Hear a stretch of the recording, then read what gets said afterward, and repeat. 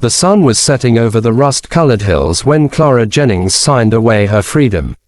Her hand trembled as she pressed the pen to the paper, sealing her fate with one last desperate signature. Outside the lawyer's office, the Texas sky was painted in gold and blood, a reflection of the storm inside her. Her family's ranch was drowning in debt. Her father's illness had eaten away the little money they had left. Her younger brothers hadn't eaten properly in days.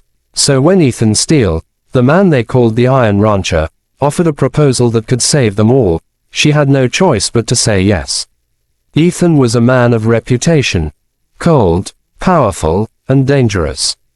His land stretched farther than the eye could see, his cattle empire built on steel, sweat, and silence. He'd buried his heart long ago with his late wife, and the only thing left was a man carved from iron and pride. People said his soul was as dry as the dust that followed his boots.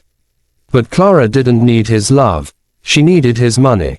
The first time she saw him, he stood at the end of the church aisle, tall and still, like a storm waiting to break. His dark suit clung to his broad shoulders, and his gray eyes held the same emotionless weight as a loaded gun. When she walked toward him, veil trembling, she couldn't feel her legs.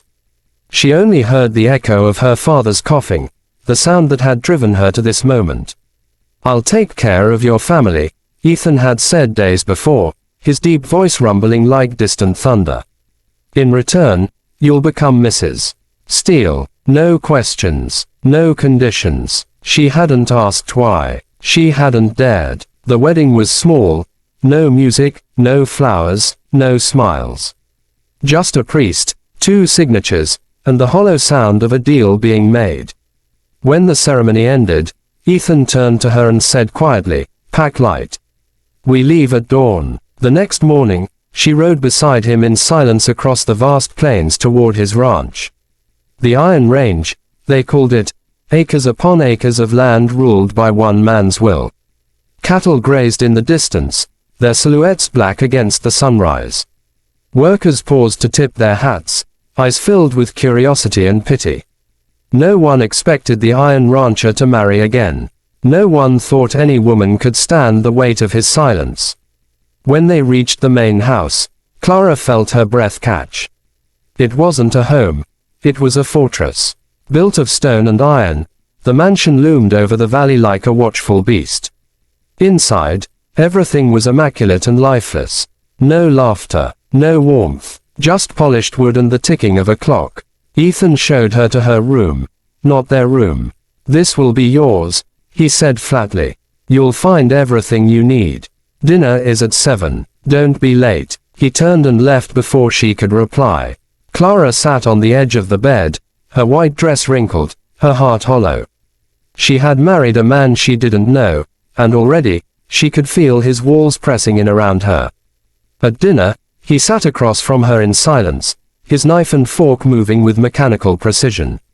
She tried to speak, to thank him, perhaps, or ask about her family, but each time she met his eyes, the words withered. Finally, he said without looking up, "Your father's debts are cleared.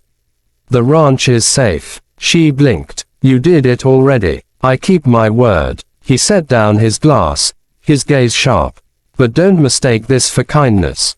This arrangement is practical. You serve a purpose, and I expect you to fulfill it." Her throat tightened. "And what purpose is that, Mr. Steele?" His eyes met hers for the first time, cold, gray, and unreadable. "You'll find out soon enough." That night, Clara stood by the window of her room, watching the moon rise over the dark hills. Somewhere in the distance, a coyote howled. Her hands shook, not from fear of the night, but from the unknown, from the man down the hall whose silence weighed heavier than chains. The days passed like a dream she couldn't wake from. She learned the rhythm of the ranch, the early mornings, the long rides, the endless heat. Ethan worked tirelessly, overseeing everything, his commands crisp and final.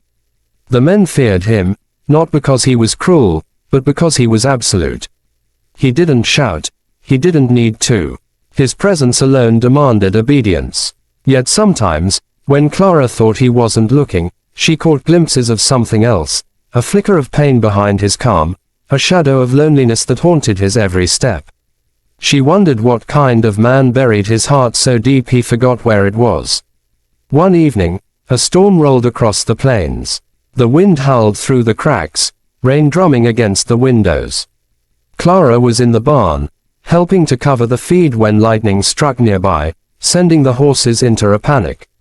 One of them, a black stallion named Ash, reared violently, breaking free. She tried to calm him, but he kicked out, knocking her to the ground.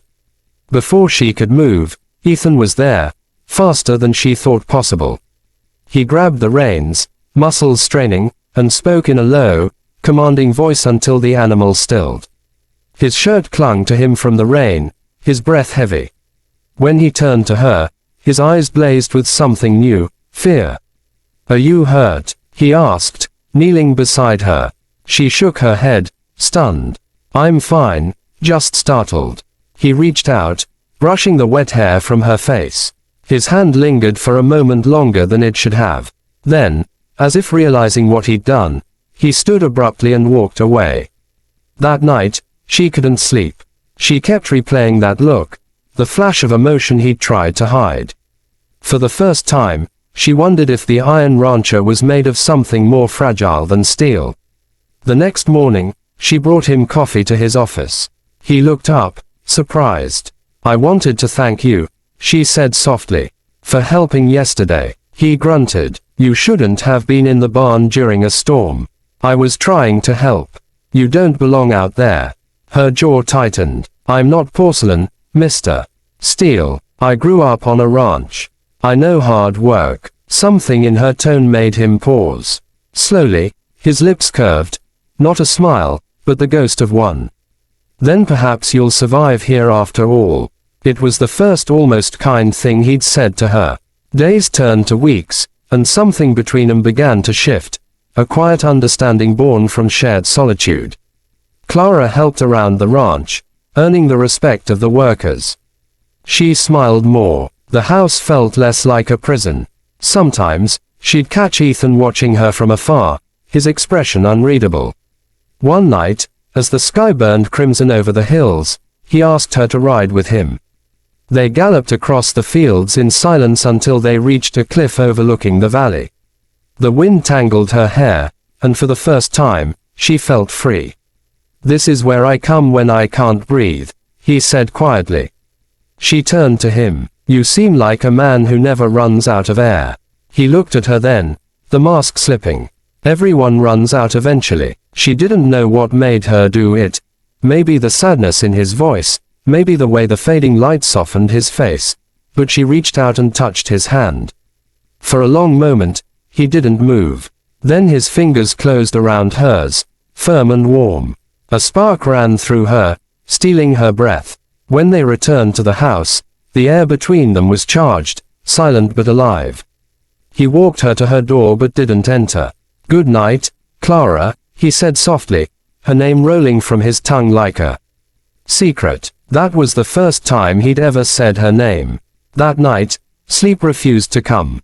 Her mind kept returning to the way he'd looked at her, not as a stranger, not as a bargain, but as a woman. Her heart raced with something dangerous, something she'd promised herself she'd never feel for him. The next day, a letter arrived from her mother. Her father's condition was worsening. Clara wanted to return home, even for a day, but when she asked Ethan, his expression darkened. "It's not safe," he said firmly. "The roads are flooded. You'll stay here. You can't keep me locked away." She snapped. His eyes hardened. "I'm keeping you alive." "Alive isn't living," she shot back, storming out before he could reply. Hours later, guilt gnawed at her. She found him in the stables, repairing a broken fence, his hands rough and bleeding. Without a word, she knelt beside him, wrapping his palm in a clean cloth. He looked at her quietly. "You're not afraid of me, are you?"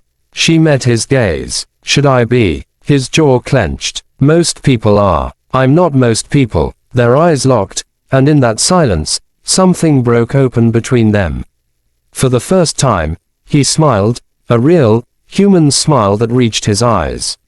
That night, Thunder rolled again across the plains. Clara stood by her window, heart pounding as footsteps approached.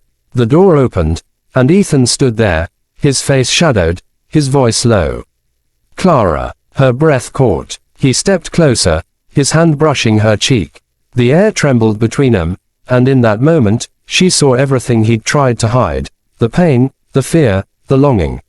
When his lips finally met hers, it wasn't the kiss of a man made of iron. It was the kiss of someone who'd been starving for warmth, for years. Her world went silent. No storms, no past, no deals. Just the truth they'd both been running from. And when his touch traced down her arm, gentle and trembling, Clara realized the unthinkable. The Iron Rancher wasn't made of steel after all. He was made of scars, and somehow, her touch had found the way through them. Weeks later, Clara stood on the same hill where it all began, the wind carrying the scent of rain and wildflowers. Ethan came beside her, his once guarded eyes now soft, alive. "You saved me, Clara," he murmured, taking her hand. She smiled through tears. "No, Ethan, we saved each other." The Iron Rancher, once made of stone, finally let his heart breathe. The deal born of desperation had turned into a love forged in fire. As the sun dipped behind the hills, he kissed her, not as a bargain, but as forever. Subscribe for more heart-touching stories. Red Heart.